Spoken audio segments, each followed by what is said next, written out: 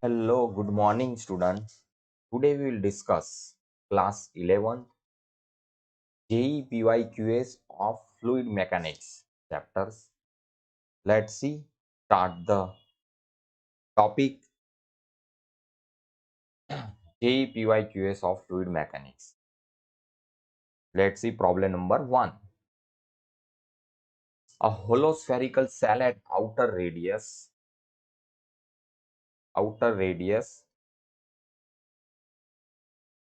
are float just submerged under the water surface. The inner radius of the cell is R with the specific gravity of cell material is 27 by 8. With respect to water, the value of R is. हाँ, आपको question में कुछ इस तरह से दिया हुआ है कि एक स्फेरिकल सेल है जिसका इनर रेडियस R है और आउटर रेडियस जो है वो स्मॉल r है and it flows just submerge under the water. इसकी ये वाटर के अंदर सबमर्ज है।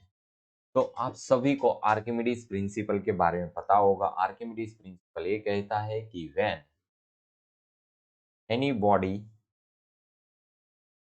deep in a liquid, its weight force is act downward, this is mg, and the buoyancy force act on the body in the upward direction.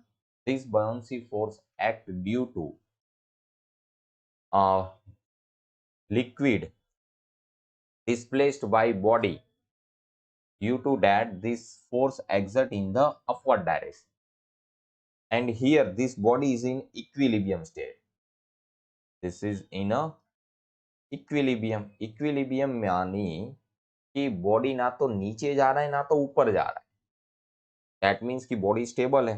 तो eight equilibrium state कोई भी body अगर equilibrium है, equilibrium यानी कि ना तो वो अपवर्ड डायरेक्शन में जा रहा है ना तो डाउनवर्ड डायरेक्शन, तो ये बॉडी अपने इक्विलिब्रियम स्टेट में है। तो आप देख सकते हो कि इस पे एफ नेट फोर्स 0 होगा और mg डाउनवर्ड है, बायोन फोर्स अपवर्ड है। तो ये दोनों फोर्स इक्वल एंड अपोजिट हुए, इसलिए हम इसको ऐसे लिख सकते हैं mg is equal to fb। तो आई होप आप सभी को यहाँ तक क्लियर होगा। मेन यह है बस, फिर इसके बाद तो क्वेश्चन बहुत ही आसान हो जाता है। आपको सब फॉर्मूला सब पता होना चाहिए कि वैल्यूज पुट करो और आंसर आ जाएगा। चलिए, तो this m is the mass of body and m dash g buoyant force जो है वो कितना होगा m dash g, where m dash is what, m dash is the displaced liquid mass। ठीक है, so now what is the mass of solid body? This is the density into volume, density of the body। and what is m dash? M dash is the sigma v into g। Volume, solid body का volume की बात करें तो वहां volume होगा 4/3 R cube minus R cube. G को हम cancel कर देते हैं। सिग्मा इज इक्वल टू, और जो बॉडी ने लिक्विड का जो वॉल्यूम डिस्प्लेस किया है वो इसकी जो आउटर रेडियस है उस पर डिपेंड करेगा। तो ये वॉल्यूम होगा 4/3 आर क्यू। बस इतना ही कॉन्सेप्ट है, 4/3 r the cancel. And question में एक चीज और आपको दी है, specific gravity of the shell material is 27/8, यानी कि ये आपको दिया है रो बाई सिग्मा इज 27/8। तो मैं यहाँ rho by sigma is equal to लिख देता हूँ r cube upon r cube minus r cube. तो आई होप आप सभी को यहाँ तक अच्छे से समझ में आ गया। आगे बढ़ते हैं, rho by sigma is given this 27/8 and here r cube upon r cube minus small r cube. आगे बढ़ते हैं।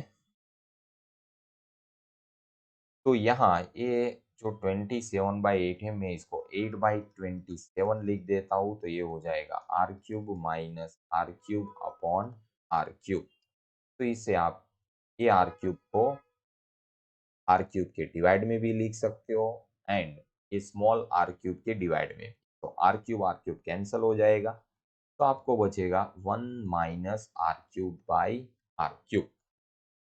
नाउ हम r cube by r cube को सब्जेक्ट बना लेते हैं, तो 1 माइनस 8/27। 1 माइनस 8/27 यानी 27 माइनस 8/27 यानी ये आ जाएगा 19/27। चलो बहुत बढ़िया सर। अब आप इसमें थोड़ा लॉजिक लगाइए। तो जब आप यहाँ से क्यूब हटाएंगे तो उस साइड आपको मिल जाएगा 1/3 पावर ऑफ दी 19/27 का 1/3 पावर। अब आप देखिए तो ये है 19 तो 1/3 और 27 का हो जाएगा 3। अब थोड़ा और लॉजिक दौड़ाए तो 19 2 का क्यूब होता है 8 और 3 का होता है 27, यानी ये वैल्यूज आएगी इसके बीच में 2 और 3 के बीच में आएगी।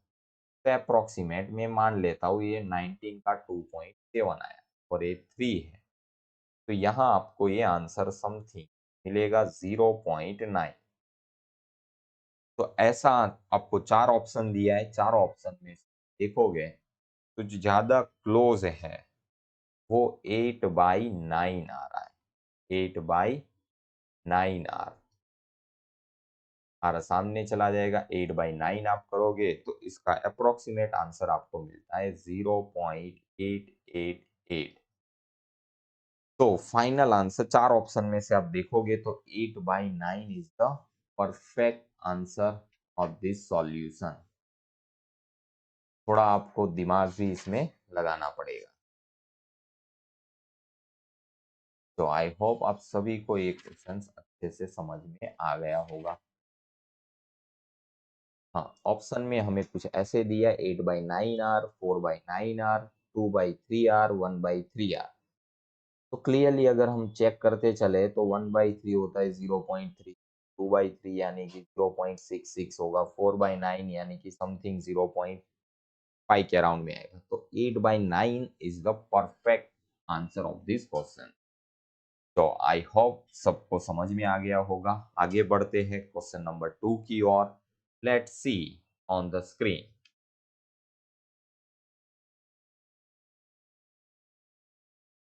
सेकंड नंबर का जो प्रॉब्लम है इसका कहानी कुछ इस तरह से दिया है आपको। An air bubble of radius 1 centimetre, air bubble of radius 1 centimetre in a water has the upward acceleration 9.8 centimeter per second square. The density of water is 1 gram per centimeter cube and water offers negligible drag force on the bubble. The mass of the bubble is dash। मास आपको find करना है। कुछ इस तरह से बात की हुई कि भाई जस्ट सपोज ये है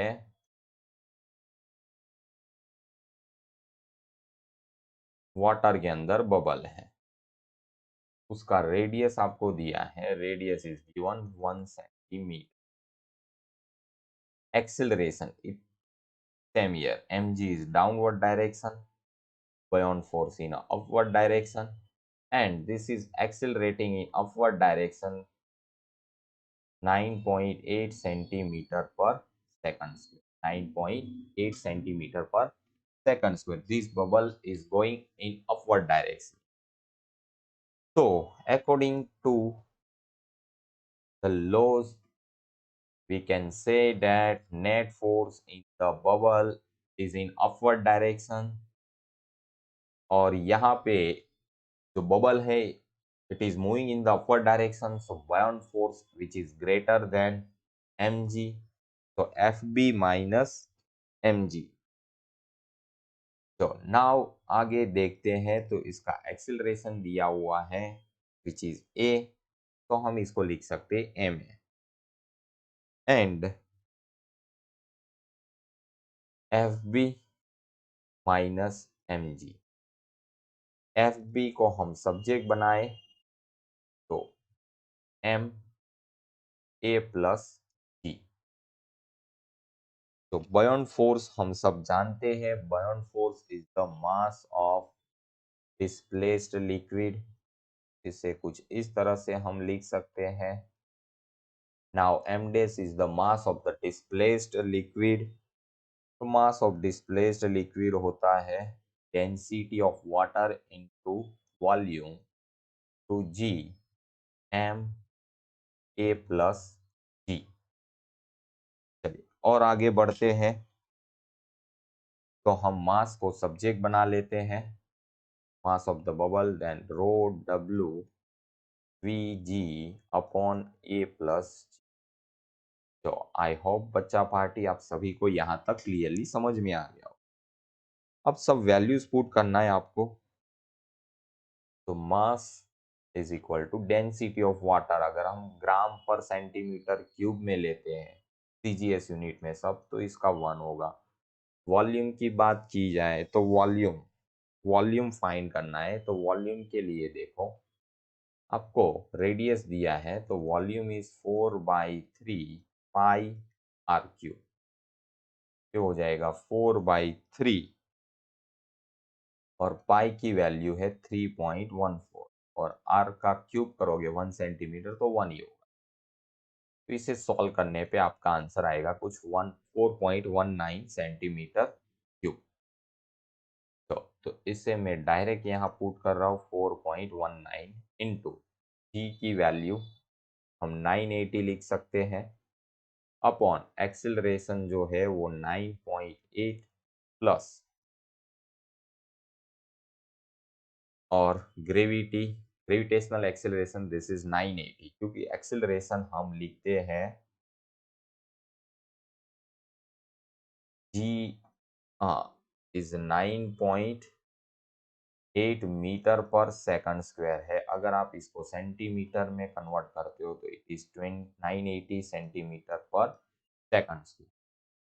तो अगर यहाँ अब 980 जो है ये 980, इसको आप डिवाइड कर दो इसको 9.8 और 980, ये हो जाएगा 4.19 अपॉन 9.8 अपॉन 980 प्लस 1। और जब आप इसको डिवाइड करोगे तो ये हो जाएगा 4.19 upon 0.1 plus 1। Now this become 4.19 upon 1 point, sorry ये 0.01 हो जाएगा, ठीक है, प्लस 1 और ये हो जाएगा 1.01। और आप इसको सॉल्व करोगे तो आपका आंसर आएगा 4.15 ग्राम। So here option C is the correct answer. Mass of the air bubble is 4.15 gram. तो आई होप आप सभी को ए भी अच्छे से समझ में आ गया होगा, यहाँ क्लियरली है, पता चल ही रहा है कि ए वाला ऑप्शन तो पॉसिबल ही नहीं है कि 4.19 अपॉन 1.01 करना। तो आपका आंसर उसी के करीब आएगा कुछ 4 के समथिंग। तो ये वाला ऑप्शन पॉसिबल नहीं है, ये भी नहीं हो सकता है 4.51।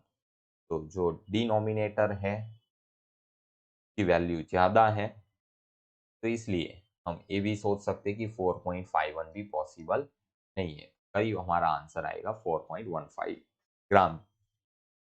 तो आई होप आप सभी को ये भी समझ। क्वेश्चन नंबर 3 में डेटा आपको दिया है two identical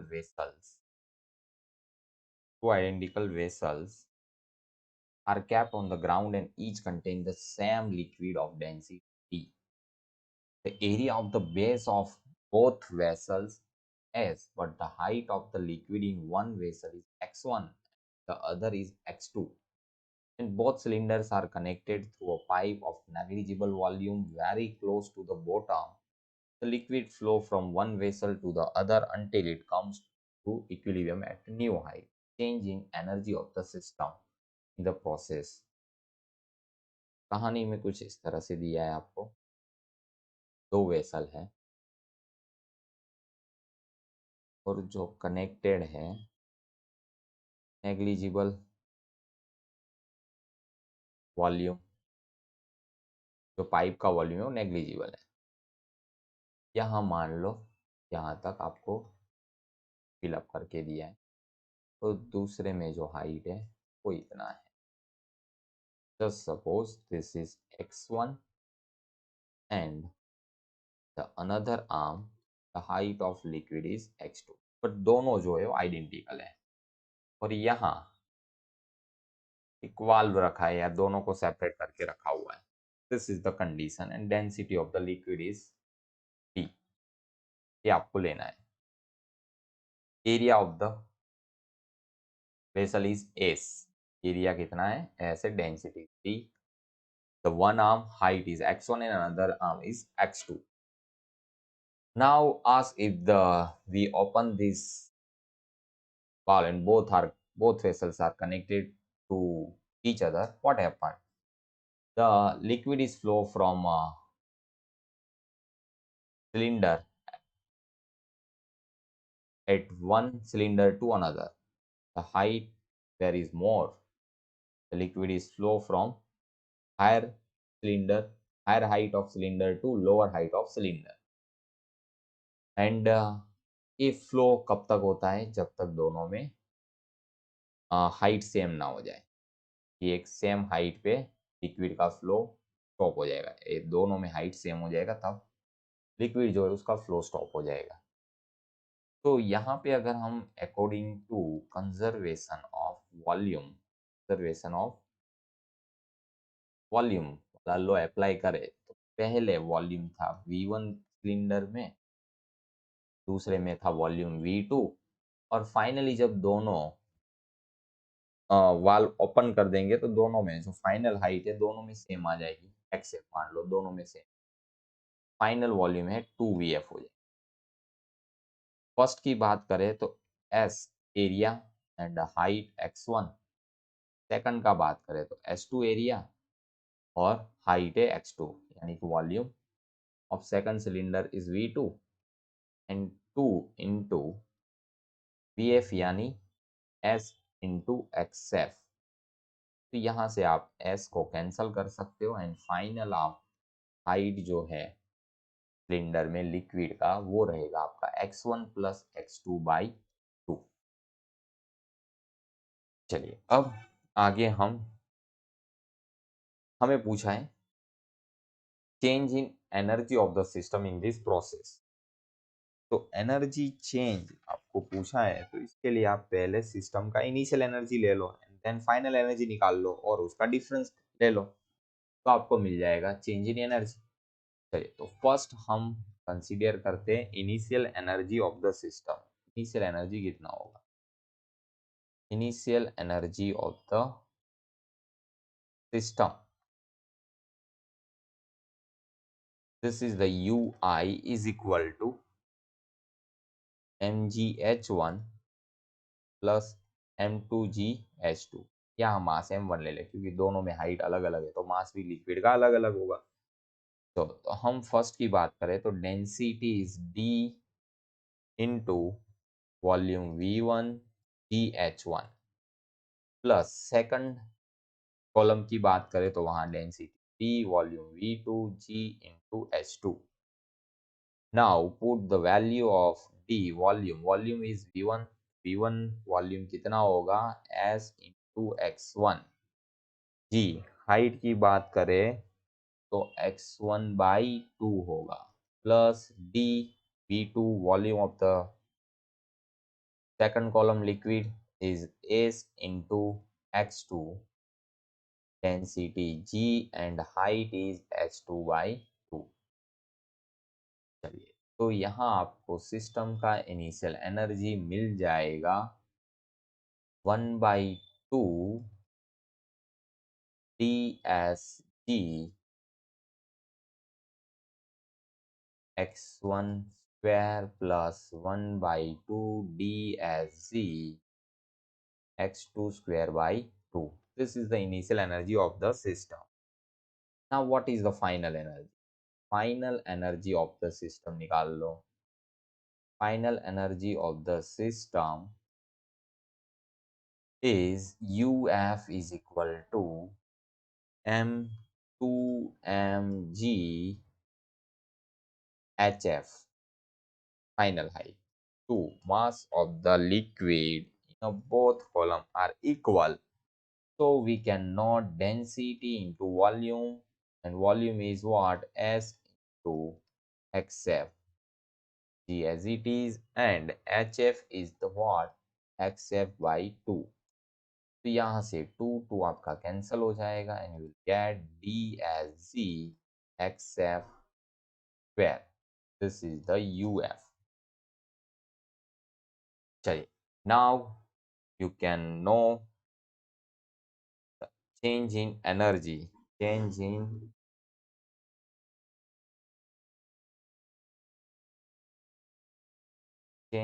in energy. This is delta U, and delta U is equal to UI minus UF.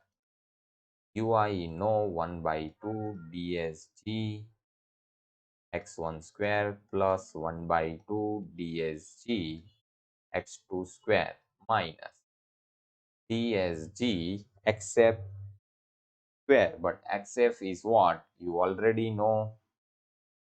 xf यहाँ पे आपको दिया हुआ है। देखिए xf की वैल्यू कितनी दी हुई है?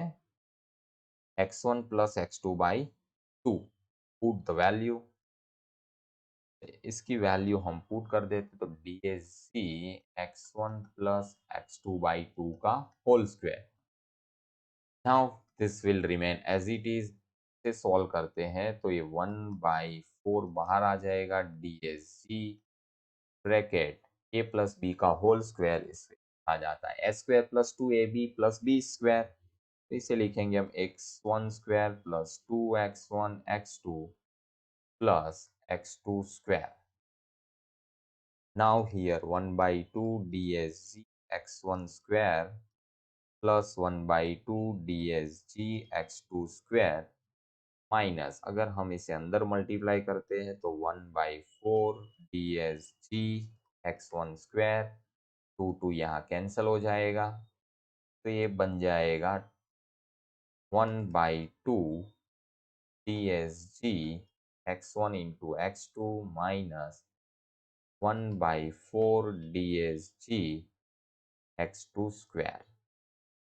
चलिए, अब यहाँ पे आप देखिए तो हम कॉमन निकाल सकते हैं 1/2। या तो ये 1/2 DSG x1 स्क्वायर है, यहाँ पे 1/4 DSG x1 स्क्वायर है। इसे सॉल्व करोगे तो आपको मिलेगा 1/4 DSG x1 square. 1/4 DSG x1 square, ये दोनों को सॉल्व कर लिया। सेम ईयर ये दोनों को भी आप सॉल्व करोगे 1/2 DSG x2 square and here is the 1/4 DSG x2 square. इसे माइनस करो इसमें तो ये आपको मिलेगा प्लस 1/4 DSG x2 स्क्वायर। बच जाएगा टर्म, ये भी खत्म हो गया। अब बचा एक ही टर्म है 1 minus 1/2 DSG x1 into x2। चलिए, यहाँ से अगर आप कॉमन निकालिए 1/4 DSG तो इन ब्रैकेट में बचेगा x1 square plus x2 square. यहाँ 2 है तो यहाँ 2 से मल्टीप्लाई करना पड़ेगा तो यहाँ हो जाएगा -2x1 x2 and finally you can note that 1/4 DSG x1 minus x2 का whole square. This is the change in energy. This is the final answer. You can see the option 1/4 rho ds x2 minus x1 का whole square. यहाँ पे minus, ये हमने x1 height बड़ी ली, अगर हम बड़ी हाइट को x2 लेते तो आंसर वही आता। इसकी चेंज नहीं होगा, आप इसको ऐसे भी सॉल्व कर सकते हो। चलिए आगे देखते हैं 1/4 DSG x1 minus x2। अगर हम इसको सेकंड मेथड से सॉल्व करना चाहिए तो एकदम वो भी आसान है। सेकंड मेथड देखो कैसे सॉल्व कर सकते। सेम हियर आपने जो यहाँ कंटेनर लिया है, दोनों साइड आइडेंटिकल कंटेनर है। एक साइड हमने लिया था, लिक्विड का हाइट था x1, दूसरे साइड हम हाइट लेते x2 और यहाँ एक वाल्व है। तो जब यहाँ ये इतना हाइट का डिफरेंस है, ये जो हाइट का डिफरेंस आपको दिख रहा है वो x1 माइनस x2 है। सिंपल है कि अगर एक साइड हाइट मान लो कि ये साइड 10 सेंटीमीटर, जस्ट एग्जांपल, अगर ये 10 सेंटीमीटर है और ये 5 सेंटीमीटर, तो इस साइड ए करोगे तो आपको 10 माइनस 5 यानी टोटल डिफरेंस हाइट का 5 सेंटीमीटर। तो जैसे आप वाल्व ओपन करोगे तो एक साइड 2.5 सेंटीमीटर कम होगा तो दूसरी साइड 2.5 बढ़ जाएगा। यानी कि ये जो टोटल डिफरेंस आएगा ये वाला जो है हाइट, वो आपका हो जाएगा x1 माइनस x2 बाई 2। तो टोटल चेंज इतना ही हुआ एनर्जी का। तो यही एनर्जी का जो चेंज है delta U is equal to M H. और मास यानी कि डेंसिटी इंटू वॉल्यूम, वॉल्यूम आपको दिया है एस, और हाइट है आपका x1 माइनस x2 बाई 2 का चेंज जी, और ए height x1 minus x2 by 2। तो ये आपका हो जाएगा d as C and this will become 1/4 x1 minus x2 का होल स्क्वायर। तो ये दो स्टेप में आपका आंसर आ गया। ठीक है, this is the shortcut method. Means कि आपके सारे कॉन्सेप्ट क्लियर है तो आप ऐसे भी सॉल्व कर सकते हो। आई होप आपको समझ में आया होगा। चलिए आगे बढ़ते अगले क्वेश्चन की ओर। लेट्स सी 4 की ओर। लेट्स सी, ये रही कहानी आपके सामने। A leak proof cylinder of length 1 metre made of metal which has very low coefficient of expansion is floating vertically in a water at 0 degree Celsius, at a 0 degree Celsius, such that its height above the water surface is 20 centimeter. When the temperature of water is increased to 4 degrees Celsius, the height of the cylinder above the water surface becomes 21 centimeter. The density of water at T is equal to 4 degrees Celsius relative to the density at T is equal to 0 degrees। अगर आपने पढ़ा वो अच्छे से anomalous behavior of water, so at 4 degree Celsius the density of water is maximum। फिर आप 4 से 3 to 1 या तो 5 6 7 जाओ तो density of water with respect to temperature it is decreasing. 4 degree Celsius पे डेंसिटी मैक्सिमम होता है। ठीक है, तो उसी के बारे में हमें पढ़ना है। तो 4 डिग्री सेल्सियस पे अगर बात की जाए, कुछ कहानी में आपको ऐसा बताया हुआ है कि भाई एक आपको दिया है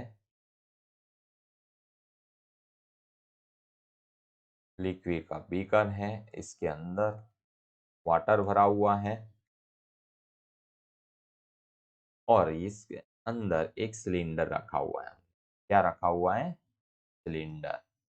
तो ये सिलेंडर जो है इसका बाहर की जो लेंथ है which is 20 centimetre at 0 degree Celsius. कितने टेम्परेचर पे? 0 डिग्री।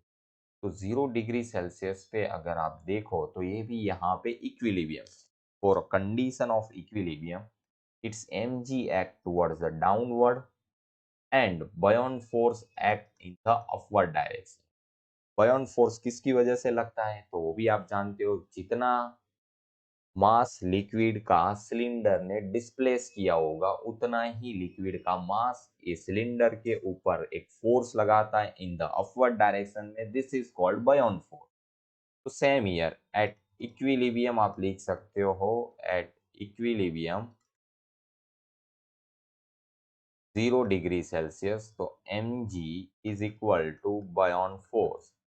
एंड बायोन फोर्स यानी m डैश जी, तो इसे आप लिख सकते हो रो डब्ल्यू into volume into g. Rho डब्ल्यू तो एज इट इज रहेगा, आप इसको बोल सकते हो 0 डिग्री सेल्सियस पे। जो भी ये वाटर का जो मास है वो कौन से टेम्परेचर पे है, 0 डिग्री सेल्सियस पे। तो मैं यहाँ पे density of water at 0 degree Celsius लिख देता हूँ। और वॉल्यूम यानी एरिया इंटू हाइट, तो सिलेंडर जो है इसका एरिया आप ए लिख सकते हो। और हाइट, हाइट यानी कितनी हाइट जो है वो वाटर के अंदर है, तो वो 100 - 20, क्योंकि 20 सेंटीमीटर बाहर है। सिलेंडर का लेंथ 1 मीटर है, यानी कि लेंथ सेंटीमीटर में अगर टोटल लेंथ देखो तो 100 सेंटीमीटर है। तो 100 - 20 यानी 80 सेंटीमीटर अंदर है। ठीक है, 80 सेंटीमीटर लेंथ कहाँ है, अंदर है, इसलिए यहाँ पे 100 - 20 यानी वो 80 आएगा आंसर। और जी, this is the equation 1। Now at second condition में आपको बात किया हुआ है सेम यही बीकर है, इसके अंदर ही हमने यही सिलेंडर को डीप किया, बट अब इसको ये जो वाटर है वो 4 डिग्री सेल्सियस, कौन से टेम्परेचर पे, 4 डिग्री। तो 4 डिग्री सेल्सियस पे इसकी जो आउटसाइड द लिक्विड जो लेंथ है वो 21 सेंटीमीटर है, तो अंदर जो लिक्विड के अंदर जो लेंथ है वो आएगा 79 सेंटीमीटर। कितना आएगा, 79 centimetre. Same here, this system is in equilibrium state, so we can note that at equilibrium, at 4 degree Celsius, same here mg is equal to f dash b bond force, and this is m dash g, m dash यानी कि m double dash यानी कि mass of the displace liquid. तो यहाँ अब density आ जाएगी 4 degree Celsius volume to g. 4 degree Celsius volume is the area, तो आप वी डैश भी बोल सकते हो क्योंकि वॉल्यूम सेम डिस्प्लेस नहीं करेगा, ये वॉल्यूम कम होगा। तो एरिया इंटू हाइट, हाइट यानी 100 - 21 यानी टोटल 79 सेंटीमीटर अंदर है। This is equation 2। Now if we take the ratio of equation 1, या तो comparing equation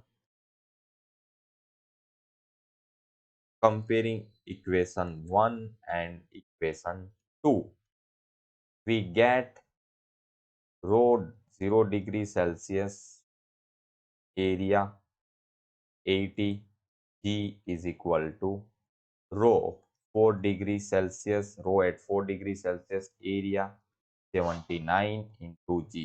G cancel, area it is also cancel। Now water density of water at 4 degree Celsius upon density as 0 degree Celsius, 4 upon density of water at 0 degree Celsius, तो इसे लिखा जाएगा 80/79। If we solve it we will get answer 1.01। तो आपको option में 4 option दिए हुए 1.26, 1.04, 1.01, 1.03। Correct answer is the 1.01। तो आई होप बच्चा पार्टी आपको अच्छे से समझ में आ गया होगा। अगर आपको कुछ भी प्रॉब्लम है, डाउट है, तो आप मुझे कमेंट सेक्शन में बता सकते हो। चलिए आगे बढ़ते हैं अगली कहानी की ओर। अगली कहानी दी हुई है आपको question number 5। Consider a solid sphere of radius r and mass density rho r is given rho naught in bracket 1 minus r square, small r square upon capital R square, where r is lies between 0 less than r less than equal to r, the minimum density of a liquid in which it will float is। तो क्या find करना है? The minimum density of liquid in which it will float. यानी कि कुछ कहानी में इस तरह से है, समझिए आप। सेम ईयर आपको यही बीकर दिया हुआ है। Now mass of the liquid it's varies according to this density. तो हम यहाँ पे लिख सकते हैं डेंसिटी टू वॉल्यूम, और तो बॉडी तो जी की वैल्यू तो यहाँ से कैंसिल ही होने वाला है। हाँ, बट यहाँ पे जो मास है वो हमने एलिमेंट का लिया है। अगर मान लो इसका एक एलिमेंट अंदर कंसीडर कर तो इसको हम इंटीग्रेट कर दे 0 टू r, तो हमें टोटल मास मिल जाएगा। चलिए, अब डेंसिटी का वैल्यू भी हमें दिया है, this rho not 1 minus r square upon r square. Volume of the element is 4/3। Sorry, हाँ, हमने ये जो है स्फेरिकल बॉडी का रेडियस r है, में हमने एक स्फेरिकल एलिमेंट लिया है जिसका रेडियस r है और थिकनेस dr है। तो इसलिए यहाँ पे लिखा जाएगा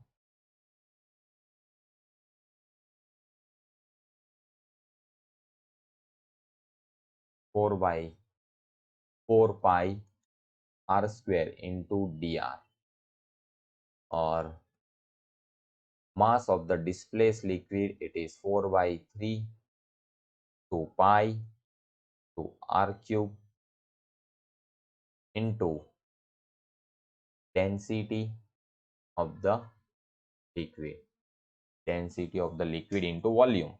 तो mass of the displaced liquid मिल जाएगा आपको, और इसका आप इंटीग्रेशन कर दीजिए 0 टू r।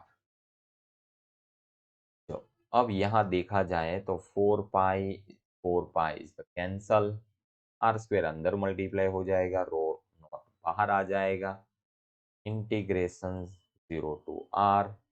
तो ये हो जाएगा r square minus r raise to 4 upon r square d r, और यहाँ बच जाएगा rho l into r cube by 3। चलिए आगे सॉल्व करते हैं। रो नॉट तो एज इट इज रहेगा। अब आपको इंटीग्रेशन का रूल्स पता होना चाहिए। X raise to n d x है तो इसे लिखा जाता है x raise to n plus 1 upon n plus 1। तो same here a d r को अंदर मल्टीप्लाई करोगे तो r square d r minus r raise to 4 d r upon r square ऐसे लिखा जाएगा, और इंटीग्रेशन करोगे तो आंसर आएगा आपको r cube by 3 minus r raise to 5/5 r square r 0 rho L R cube by 3। तो आई होप आप सभी को यहाँ तक अच्छे से समझ में आ। अब रो नॉट एज इट इज रहेगा, एक बार रखा जाएगा upper limit minus lower limit, और 0 रखोगे तो का तो कोई मतलब ही नहीं है, तो लिखने की भी कोई जरूरत नहीं है। Rho L R cube by 3। तो rho naught as it is, R cube को कॉमन निकाल लो, यहाँ बच जाएगा 1/3, यहाँ से आर स्क्वेयर कौन कैंसल हो जाएगा, तो यहाँ भी बच जाएगा आर क्यूब, और वो आर क्यूब को हमने कॉमन निकाला। तो 1/3 minus 1/5 rho L R cube by 3। R cube cancel हो जाएगा, रो नॉट यहाँ सॉल्व करोगे तो 5 minus 3 upon 15 to rho l by 3, और आगे सॉल्व करोगे तो रो नॉट 2/3 कैंसल हो जाएगा, तो यहाँ बचेगा 5 rho L. Density of liquid is equal to 2 rho naught by 5. This is the final answer. तो आपको ऑप्शन में कुछ दिया है rho naught by 3, rho naught by 5, 2 rho naught by 5 and 2 rho naught by 3। The correct option is the C, 2 rho naught by 5। This is the correct answer. तो I hope बच्चा party आपको ये भी समझ में आ गया होगा। आगे बढ़ते हैं क्वेश्चन नंबर 6 की ओर। Let's see on the screen. ये रहा क्वेश्चन नंबर 6 आपके सामने। आपको यहाँ पे कहानी में कुछ इस तरह से दिया है, the liquid of densities ρ1 and ρ2 and ρ2 is equal to 2 ρ1 are filled up behind a square of wall of side 10 meter 10 meter 10 meter as shown in figure. Each liquid has height of 5 meter. Diagram भी यहाँ दिया हुआ है, ये रहा diagram आपके सामने। Height of each liquid is 5 meter. The ratio of the force due to this liquid exerted on a upper part Mn to that of lower part No is means कि यहाँ ये Mn पार्ट पे जो force लग रहा है, ratio of force due to this liquid exerted on upper part Mn to that of lower part No, नीचे वाला जो पार्ट है वो No है, 5 मीटर। तो यहाँ आप देखिए तो आपको क्लियरली पता चलेगा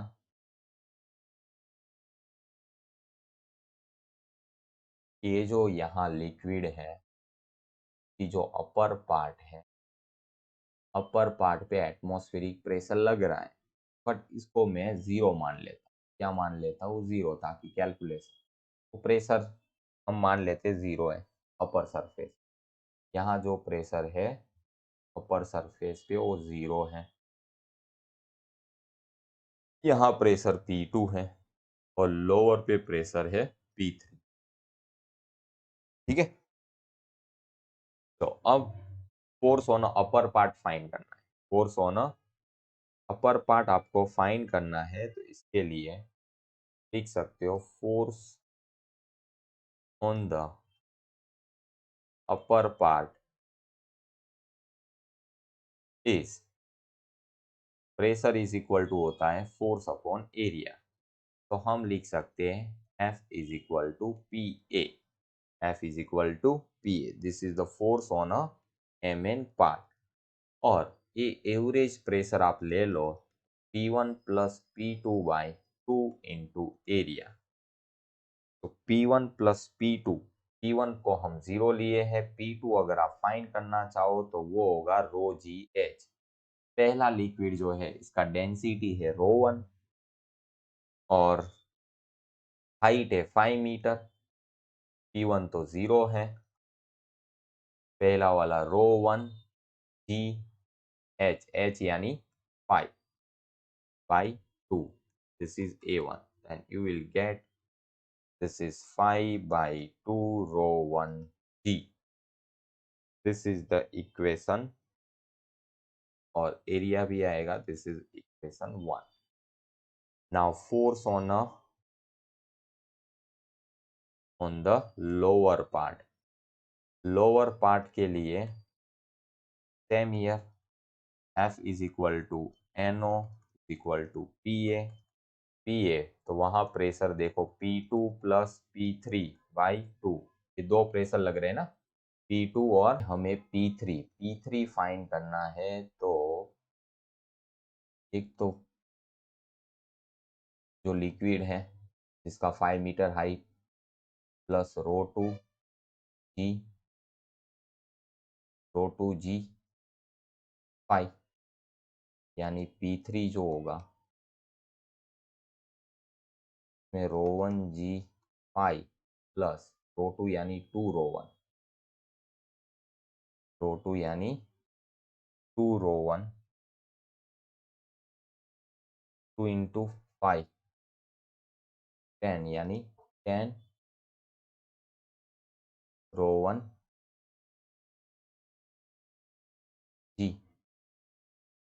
तो ये हो जाएगा 15 ρ1g। कितना हो जाएगा? 15 ρ1g। तो यहाँ इसका वैल्यू हम पुट करते हैं, तो P2 is the rho 1 G5 plus 15 rho 1 G upon 2 into K, ये हो जाएगा 20 rho 1 G A upon 2. This is equation 2. Now the question is asked the ratio of force on a upper part upon lower part.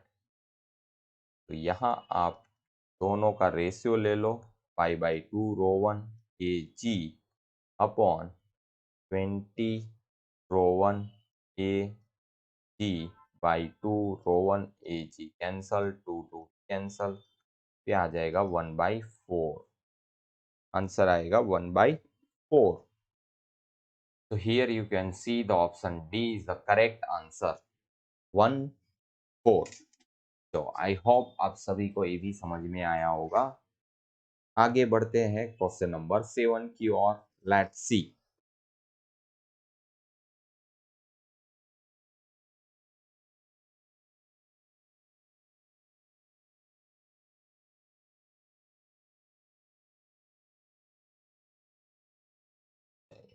तो ये रहा आपके सामने problem number 7। Cubical block of side 0.5 metre float on a water with 30% of its volume under water.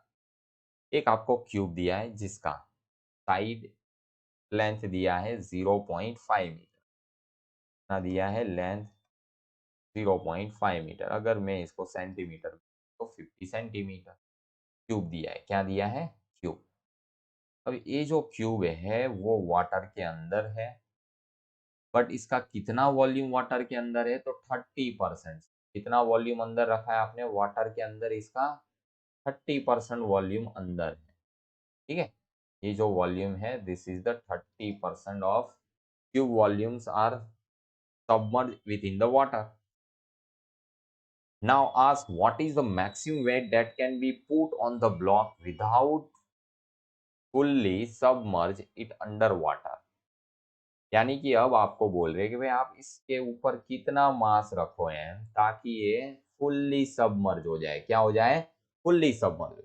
तो पहले हम पहली condition की बात कर लेते कि भाई आपको पहले कंडीशन हम एक बात में बात करते हैं, इसका एम मास रखने से क्या होगा। हाँ, अगर आपने क्यूब 30% अंदर रखा है तो obviously m g is in downward and buoyant force in the upward direction. You can solve it. M g is equal to, यानी कि up thrust is equal to downward thrust. Upward thrust is the m dash g and the downward thrust is mg. Here gg cancel, so you cannot.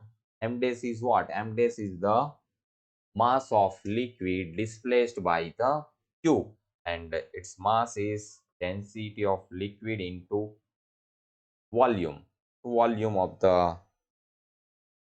cube, which is v। चलिए, तो यहाँ mass of m dash is the mass of displaced liquid, density of water into volume is equal to mass is m, this is the mass of cube। तो जी भी cancel हो गया है। चलिए अब आगे बढ़ते हैं। यहाँ पे से हमें मास ऑफ क्यूब निकालना है, तो वो मिल जाएगा वाटर का डेंसिटी 1 और वॉल्यूम लेंथ हमने 50 लिया है। 50 क्यूब 50 क्यूब 50 क्यूब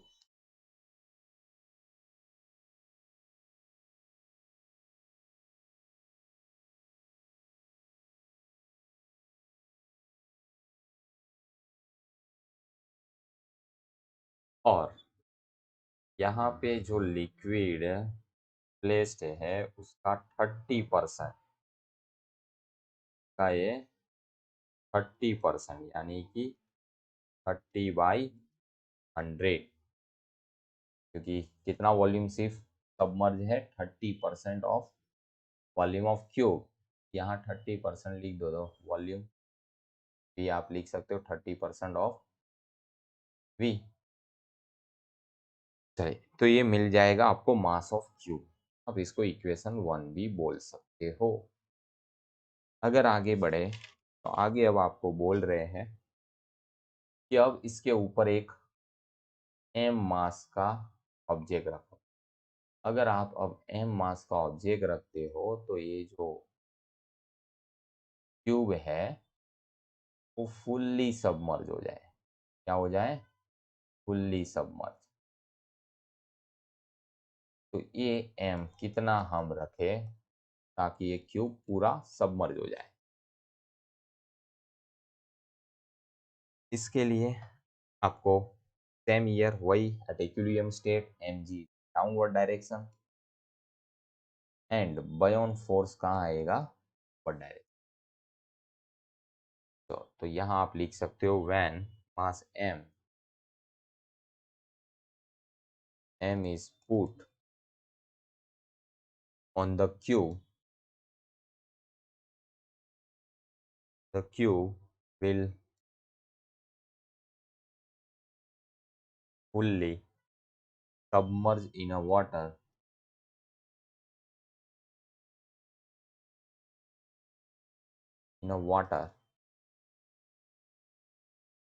बता सकते हो up thrust is equal to downward thrust. Up thrust f b, downward thrust यानी टोटल मास टू जी। तो अपवर्ड थ्रस्ट की बात करें तो upward thrust m d g, और यहाँ टोटल मास आएगा mass of cube plus small mass placed on the cube, and this is g. Here you can cancel this g and g. Now let's see on our next slide.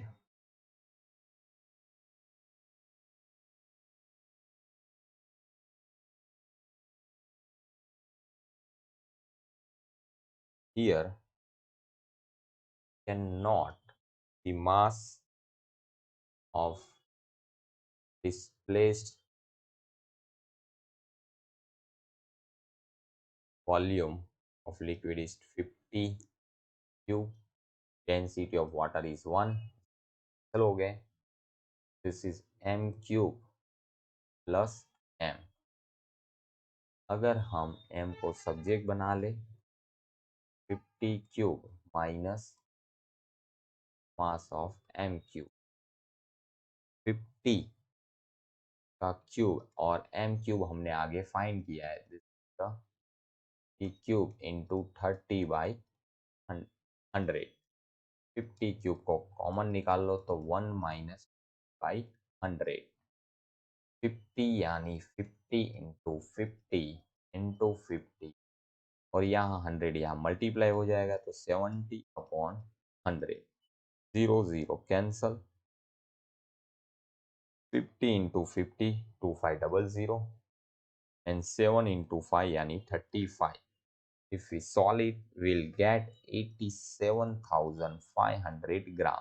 This mass is in gram. If we convert into kg, this is 87.5 kg.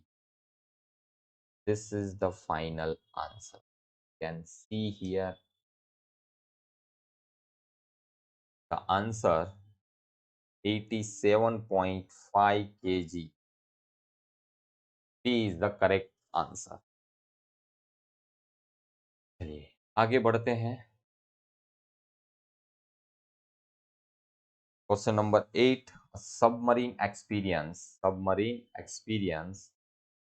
A pressure 5.05 into 10 raised to 6 Pascal at a depth of D1 in a sea. When it goes further to depth of D2, it experiences pressure of 8.08 into 10 raised to 6 Pascal. Then D2 minus D1 is approximately. आपको height का difference निकालना है। Density of water is Acceleration due to gravity, it is also given. It is very simple. हाँ, यहाँ pressure आपको दिया है अलग अलग दो डेप्थ का, कि भाई आप समुंदर की डेप्थ में एक डेप्थ D1 पे गए तो वहाँ प्रेशर है P1, और आप डेप्थ में गए D2 डेप्थ में, वहाँ प्रेशर है P2। अब मुझे कैसे पता चला कि ये नीचे ज़्यादा, यहाँ क्वेश्चन में ही दिया हुआ है कि pressure P2 is more than P1, तो obviously D2 depth which is also greater than D1। तो प्रेशर डिफरेंस अगर आपको कैलकुलेट करना है तो प्रेशर डिफरेंस का फॉर्मूला है P2 minus P1 equal to rho g delta H। P2 minus P1, हमें हाइट का डिफरेंस निकालना है, तो यहाँ P2 minus P1 is equal to rho g D2 minus P1, और हमें पूछा है D2 minus P1 is equal to P2 minus P1 upon rho g. You can see here pressure difference is 8.08 minus 5.05, 10 की power 6 common आ जाएगा। Density और water it is also given 10 raised to 3 and gravity it is 10. If we minus this then we will get 3.03 into 10 raised to 2। अगर आप इसको multiply कर दो तो 303 metre, यानी कि अप्रोक्सीमेट डिफरेंस आपको यहाँ क्लियरली दिख रहा है। Answer is 300 metre. Approximate answer कितना आएगा? 300 मीटर। चलो, इसी के साथ हमारा क्वेश्चन नंबर 8 इज कंप्लीटेड। हम आगे बढ़ते हैं अगले मुकाम की ओर। डेटा में आपको दिया है a wooden block of floating in a bucket of water has 4 by 5 of its volume submerged. When certain amount of an oil poured into the bucket, it is found that the block is just under the oil surface with half of its volume under water and half in oil. The density of oil relative to water. क्या पूछा है? Density of oil relative to water, यानी आपको relative density पूछ रहे हैं। क्या पूछ रहे हैं? रिलेटिव डेंसिटी क्या होगा। ठीक है, ये हमें पूछा है। तो पहले कंडीशन की बात करें तो एक वुडन ब्लॉक है, इसका कितना वॉल्यूम सबमर्ज है? mg downward, buoyant force upward, और इसका कितना वॉल्यूम 4/5v सबमर्ज है। बाकी का जो वॉल्यूम है वो बाहर है, यानी कि एट इक्विलिब्रियम आप लिख सकते हो FB is equal to mg, and FB is what? Rho W, volume यानी 4/5v g, और m यानी कि this is the mass of wooden block, and density is rho, volume v, g cancel, v also cancel, and density of wooden block it is 4/5 rho w। तो now आगे बढ़ते question की ओर, तो वहां आपको अनदर कंडीशन में ये दिया है कि अब हम यहाँ पे क्या करते हैं, ऑयल, ये वाला है वाटर का पार्ट और ये है ऑयल। तो यहाँ ये वुडन ब्लॉक जो है वो आधा वाटर के अंदर और आधा है ऑयल के अंदर, और float submerge within the water and half of its volume in a oil and half of its volume in a water. तो यहाँ आपको पूछा है relative density of oil with respect to water. चलिए, तो same here at equilibrium, another equilibrium, you can see Byon force due to oil plus Byon force respect to water is equal to mg. So buoyant force of water is oil into volume है v by 2, gravity g, plus buoyant force due to water, density of water is rho w, volume v by 2, gravity g, and this is mg. G cancel. And you can here note this m oil, rho oil, this is v by 2 plus rho w v by 2, and density of wooden block, this is rho into v, and this v cancel out. We note that rho oil by 2 plus rho w upon 2 is equal to density of wooden, which is equal to the 4 by 5 rho w. Now ये 2 जो है उसे हम multiply कर दे उस side, तो आपका answer आ जाएगा 8 by 5 rho w. Now rho oil is equal to 8 by 5 rho w minus rho w से यहाँ मल्टीप्लाई करो तो ये हो जाएगा 3 by 5 rho w rho oil. Now rho oil upon rho w यानी 3 by 5 यानी आपका आंसर आएगा 0.6. So this is the correct option 0.6. ये क्वेश्चन पूछा गया था 2019. देखिए, चलिए आगे बढ़ते हैं. Question number 10.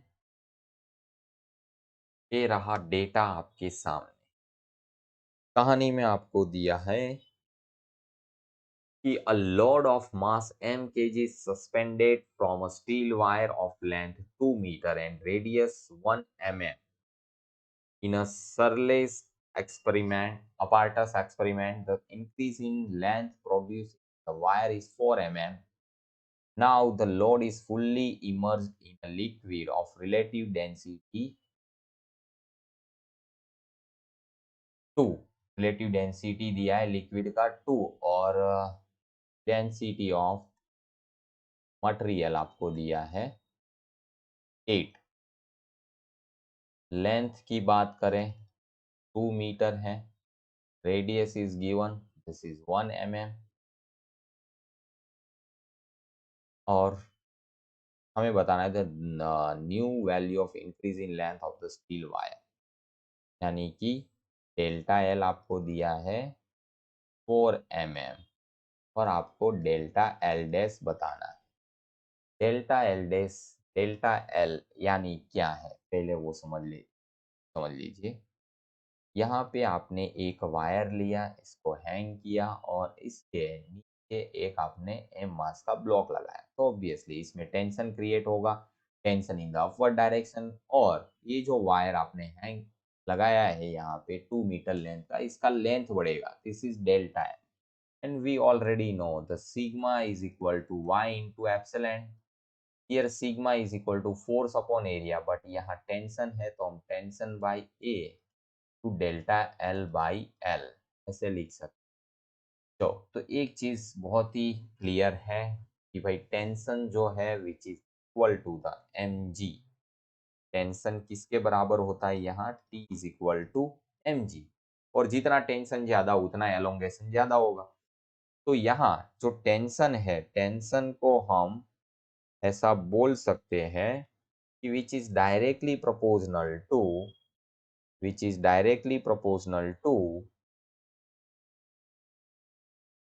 Delta l. बाकी सब तो सेम ही रहने वाला, area is same, young modulus of wire is same, length भी सेम है, तो t is directly proportional to delta l. ठीक है.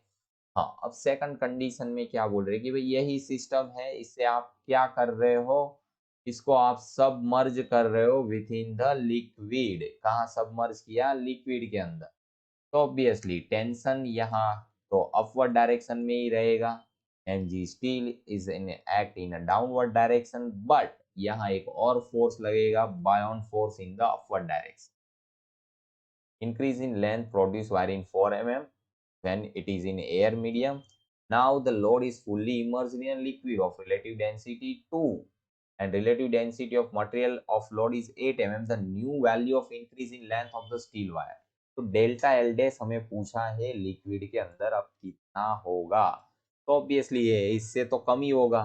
तो यहाँ आपको 4 ऑप्शन दिए, 4 mm है तो वो तो पॉसिबल ही नहीं है, 5 mm भी नहीं होगा, 0 भी नहीं होगा, तो 3 mm डायरेक्टली आप आंसर बता सकते हो। क्या आएगा? 3 mm, क्योंकि जब आप लिक्विड के अंदर सबमर्ज करोगे तो बॉयंट फोर्स एक और अपवर्ड डायरेक्शन में लगने लगेगा, तो mg की जो इफेक्ट है उसे वो रिड्यूस कर देगा। तो mg की इफेक्ट अगर रिड्यूस हो जाती है तो सिंपल सी बात है कि पहले जो एलोंगेशन 4 mm हो रहा था एयर में, तो जब आप वाटर के अंदर डीप करके एक्सपेरिमेंट रिपीट करते हो तो वहां पे अब जो लेंथ चेंज इन लेंथ है वो 4 mm से कम होगा, क्योंकि जो इफेक्टिव फोर्स डाउनवर्ड लग रहा था mg, इसको आपने क्या कर दिया? कम कर दिया। बायोन फोर्स ने क्या कर दिया? कम कर दिया। तो आपका आंसर डायरेक्टली आप क्लियरली यहाँ से ही पढ़ के बता सकते हो, 3 mm आएगा।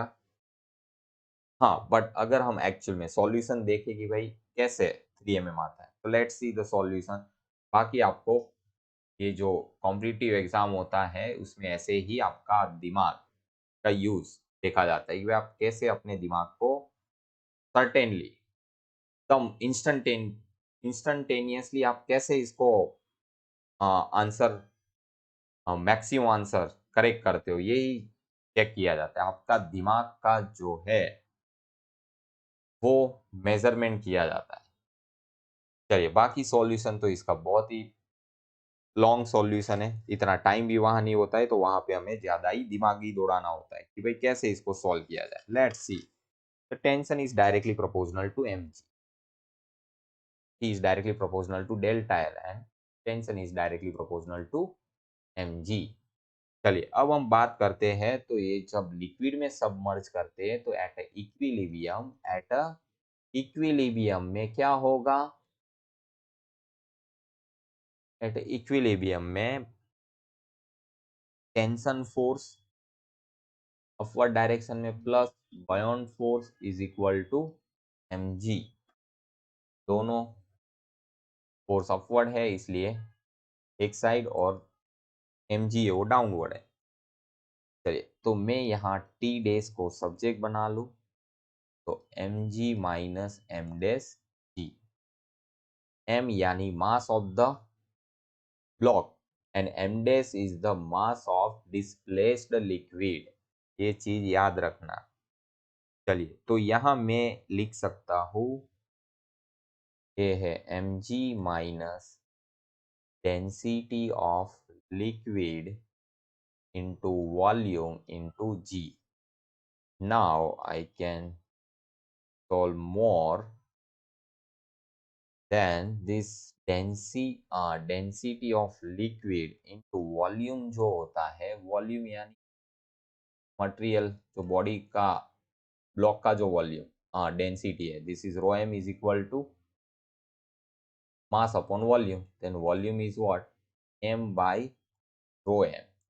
ये जो वैल्यू है, मैं यहाँ वॉल्यूम वॉल्यूम तो सेम ही है, जो ब्लॉक का वॉल्यूम है उतना ही लिक्विड जो है वो डिस्प्लेस होगा, दोनों वॉल्यूम सेम है, तो यहाँ पे मैं वॉल्यूम में से वॉल्यूम की वैल्यू रख दी mass upon rho m, mass upon rho m and this is g. चलिए, अब एम जी को कॉमन निकाल लेते हैं, तो 1 minus rho l by rho m. यहाँ तक आई होप आपको अच्छे से समझ में आ गया होगा। आगे बात करें तो t dash is equal to m g 1 minus relative density of liquid is given 2 and density of block is given 8। This is the 1 by 4 and mg is equal to 4, यहाँ मल्टीप्लाई होगा तो 4 minus 1 by 4 यानी कि 3 mg by 4। This is the T days. ये क्या आ गया आपका answer? T days. चलिए, आगे से सॉल्व करते हैं। तो यहाँ आप इसे लिख सकते हैं कि भाई पहले टेंशन T था, which is directly proportional to mg, directly proportional to delta L. Now tension T dash, और अब वो T डैश कितना है 3/4 mg विच is directly proportional to delta L dash. अब आप ये दोनों का रेशियो ले लो तो mg mg कैंसल हो जाएगा, हमें चाहिए डेल्टा L डैश। इसे सब्जेक्ट बना लीजिए तो ये आपका हो जाएगा delta L dash is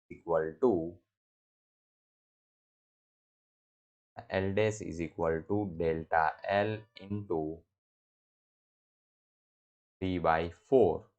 Delta L is 4 mm, to 3/4, 4 is cancelled, and you will get answer 3 mm. Thank you everyone. इसी तरह आप हमारा चैनल देखते रहें, मुस्कुराते रहें, हंसते रहिए, और अगर आप चाहते हो ऐसे ही वीडियो में आगे बनाऊं तो आप कृपया चैनल को सपोर्ट करें। सपोर्ट करने के लिए आपको कुछ नहीं करना है, सिर्फ चैनल को लाइक करना है, शेयर करना है और चैनल को सब्सक्राइब करना है। Thank you everyone, thank you so much.